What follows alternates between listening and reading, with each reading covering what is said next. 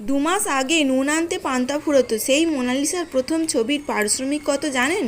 অভাবের সংসার, নুন আনতে পান্তা ফুরোতো তাদের। তবে এক কুম্ভই বদলে দিয়েছে মোনালিসার জীবনের গোটা বিচিত্রটাই। রাতারাতি হয়ে উঠেছেন সেন্সেশন। না, তাদের মালা পর্সা নিয়ে সাজিয়ে যেতে হয় না মেলায়।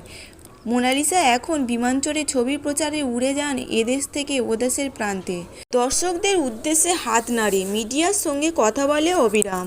এহেন মোনালিসা যে ছবিতে অভিনয় করছেন এ খবর আর নতুন নয়। পরিচালক সনোজ মিশ্র দ্য মণিপুরি ডায়েরিতে কাস্ট করেছেন তাকে। জীবনের প্রথম ছবির জন্য ঠিক কত টাকা পারিশ্রমিক পাচ্ছেন মোনালিসা জানেন? আগে কোনো দিনও এত টাকা একসঙ্গে দেখেনি মেয়েটা। জানা যাচ্ছে 1-2 লাখ টাকা নয়, তার পারিশ্রমিক 21 লাখ টাকা। ইতিমধ্যে বেশ কিছু টাকা অগ্রিমও দেওয়া হয়েছে তাকে। সনোজ ইতিমধ্যে মধ্যপ্রদেশে খরগোন জেলার মহেশ্বর গ্রামে মোনালিসার বাড়ি গিয়েছিলেন। ইংরাজিতে পারদর্শী নন মোনালিসা, তবে শোবিজ বড়ই জটিল। এখানে কেতাদুরস্ত না হলে নেমে আসে কটাক্ষ।